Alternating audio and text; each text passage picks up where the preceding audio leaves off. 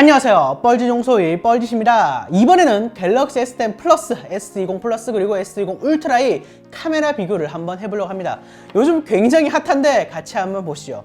우선 스펙부터 간단히 한번 알아볼게요. 갤럭시 S20 플러스는 f2.0 6400만 화소의 망원 카메라, f1.8 1200만 화소의 광각 카메라, f2.2 1200만 화소 초광각 카메라가 탑재되어 있고요. S20 울트라는 f1.8이 1억 800만 화소 광각 카메라, f3.5 4800만 화소의 망원 카메라, f2.2 1200만 화소 초광각 카메라가 탑재되어 있어요. S20 플러스와 S20의 차이는 TOF 센서 유무인데 이거는 라이브 포커스에서만 쓰이니까 참고하세요. 일단 스펙만 봤을 때 압도하는 거는 1억 800만 화소인데요.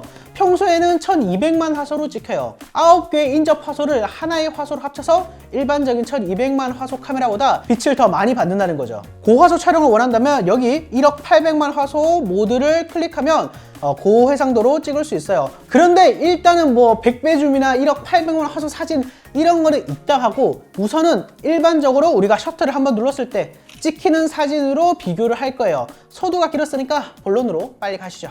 먼저 실내 음식 사진인데요. 셋이 차이가 전체적으로 많진 않아요. 사실 뭐 광각 카메라의 경우에는 S20 플러스와 S10 플러스는 같은 1200만 화소여서 그렇기도 하고요. 조리개 값이 달라서 밝기의 차이는 있지만 광량이 충분히 확보된 상태에서는 뭐 디테일에서 많은 차이가 없더라고요. 다음은 광량이 살짝 부족한 실내 플레이팅인데요. 전체적으로 비싼 느낌이지만 디테일적인 면에서 S10이 부족해요.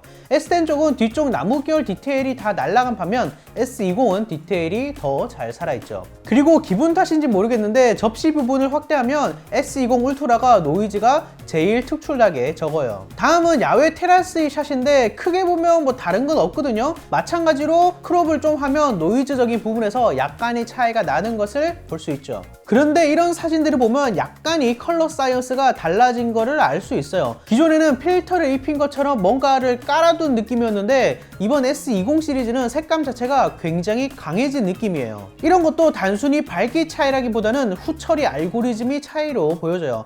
이렇게 단순히 노출을 올려도 S20의 색감은 안 나오죠. 개인적으로는 바뀐 S20의 색감이 조금 과하긴 한데 나쁘지 않다고 봐요. 요즘은 SNS 시대니까요. 굳이 후보정을 하지 않아도 뭐 쨍쨍하고 밝고 화사하게 잘 나온다 이런 거죠. 사실 제가 지난 S10 카메라 비교에서도 이런 색감의 과함을 말하긴 했어요. 근데 전 오히려 이게 더 좋다고 봐요. 삼성이 특히 이런 하늘을 되게 잘 살리거든요. 실제보다 하늘이 더 예뻐요. 사진의 전체적인 느낌을 주는 적당한 과함이라고 생각합니다. 뭐 과함이 싫으면 장면별 최적 촬영을 끄면 되겠죠. 일단 지금까지 주광에서의 퀄리티는 S20 울트라가 노이즈가 조금 적은 거를 빼면 비슷했거든요.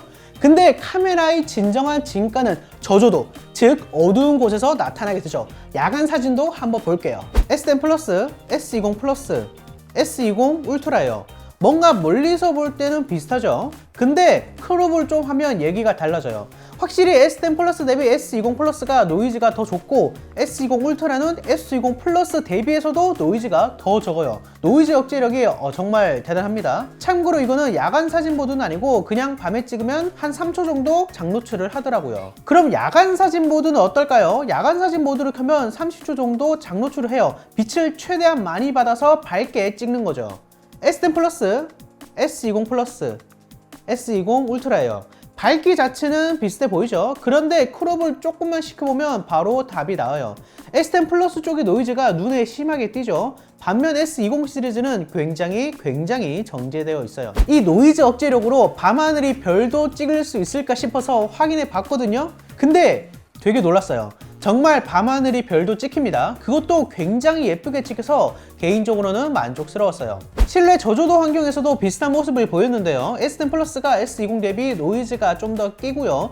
그리고 확실히 S20 시리즈는 아까 말씀드린 것처럼 원색 계열의 색상이 좀 더 쨍쨍하게 나와요. 그럼 이제부터는 조금 특별한 렌즈들을 살펴봐야겠죠.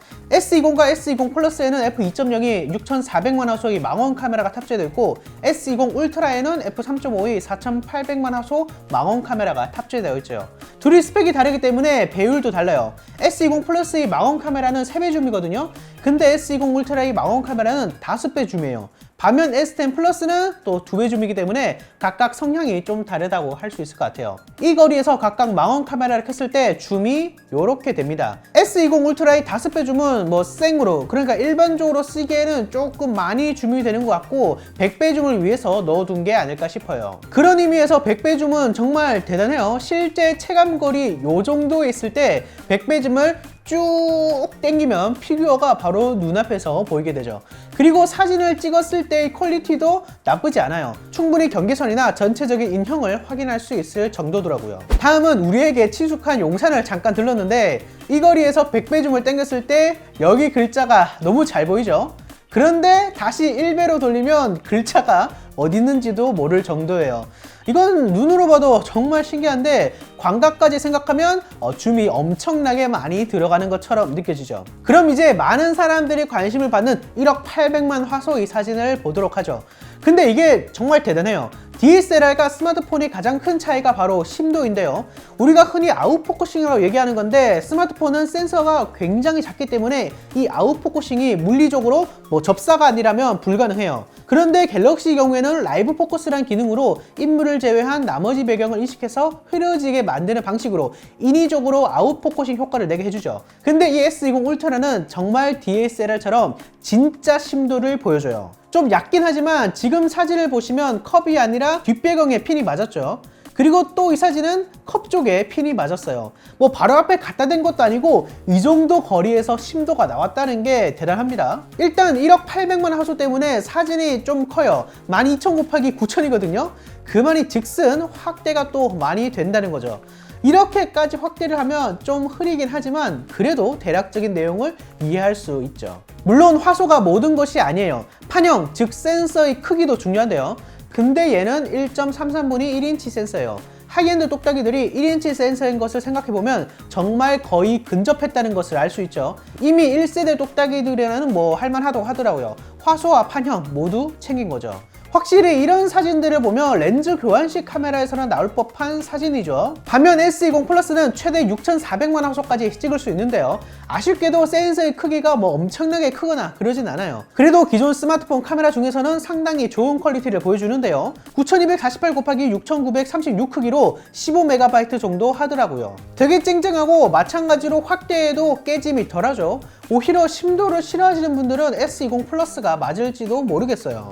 이제 또 다른 기능으로 가보죠. S20 시리즈는 4K도 아니고 8K 24프레임까지 촬영이 가능한데요. 왜 숫자 4는 영어로 하고 8은 한글로 하는지 묻지 마세요. 아무튼 당연하게도 여러 장단점이 있어요. 일단 장점은 화질이 좋다는 거겠죠. 4K에 비해서도 4배 더 높은 화질이기 때문에 크롭해서 클립을 활용할 수 있어요. 그리고 단순히 터치만으로 핀을 조정할 수 있기 때문에 이렇게 간단하게 포커싱을 바꿀 수 있죠. 뭐 조금 과한 감이 있지만 말이죠. 8K로 찍으면 정말 영화 같은 느낌을 낼 수 있고 기존의 핸드폰 카메라에서 느낄 수 없었던 감성을 보여줘요. 다만 단점이 몇 가지 있는데 일단 첫 번째로는 손떨방 적용이 안 된다는 거예요. 4K 60프레임에서는 손떨방이 적용되기 때문에 이렇게 움직여도 부드럽게 무빙이 되지만 8K에서는 아무래도 좀 날것이 느낌이 있어요. 24프레임이라서 더 그렇게 느껴지기도 하고요. 그리고 두 번째로는 4K보다 포커싱이 좀 안 맞아요.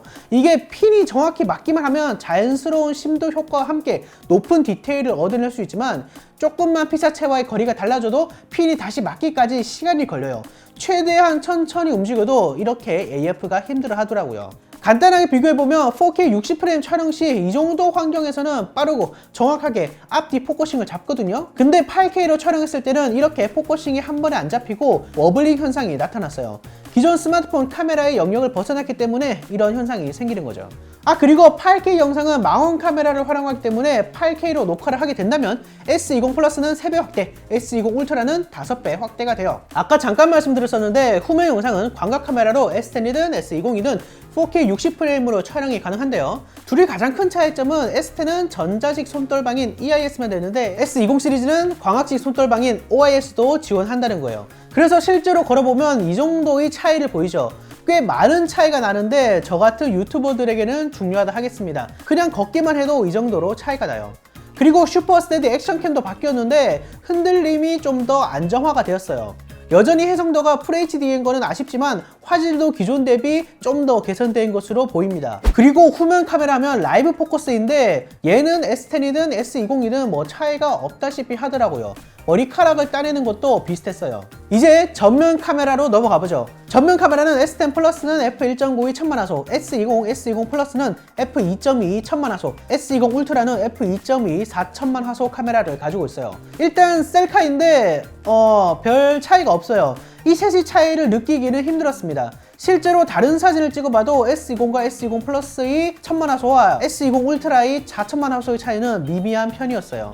참고로 이 전면 카메라의 화소 차이 때문에 펀치홀 카메라의 크기가 아주 약간 다른데 이거는 옆에 있지 않은 이상 비교가 불가능한 수준이니까 참고하세요. 그리고 S20 시리즈로 오면서 또 업그레이드 된 게 바로 전면 4K 60프레임 촬영인데요. 기존에는 4K 30프레임만 됐었는데 프레임뿐만 아니라 확실히 노이즈가 줄고 전체적으로 선명해졌어요. 이 정도면 엄청난 차이인데요. 이것도 야외에서 촬영을 하는 유튜버나 스트리머들에게 유명한 요소죠. 이런 데서 의외로 또 차이가 나네요. 자, 지금까지 갤럭시 S10 플러스, S20 플러스 그리고 S20 울트라의 카메라 비교를 해봤어요. 영상이 조금 긴 감이 있긴 한데 그만큼 삼성이 이번 갤럭시 S20 시리즈에 카메라에 굉장히 재미있는 기능들을 많이 넣어놨다는 거죠. 특히나 S20 울트라의 경우에는 뭐 미러리스나 DSLR까지는 아니더라도 똑딱이와 견줄 만한 능력을 가지고 있어서 더 재밌는데 정말 스마트폰 카메라의 한계를 넘어선 것 같아요. 저도 똑딱이를 가지고 있는데 시간이 지나면 똑딱이는 도태돼서 없어질지도 모르겠어요. 정말 재미있고 완성도가 높은 카메라는 아니고 스마트폰이에요. 만약 사진에 관심이 많으시다면 갤럭시 S20 울트라는 정말 재밌을 겁니다. 결과물 자체가 미러리스의 느낌을 줘요. 그리고 물론 S20 플러스도 굉장히 좋은 퀄리티를 가지고 있죠. 삼성 대단하네요 정말. 자, 영상 봐주셔서 감사하고요. 여러분 생각을 댓글에 남겨주세요. 좋아요, 구독 잊지 마시고요. 다시 봅시다.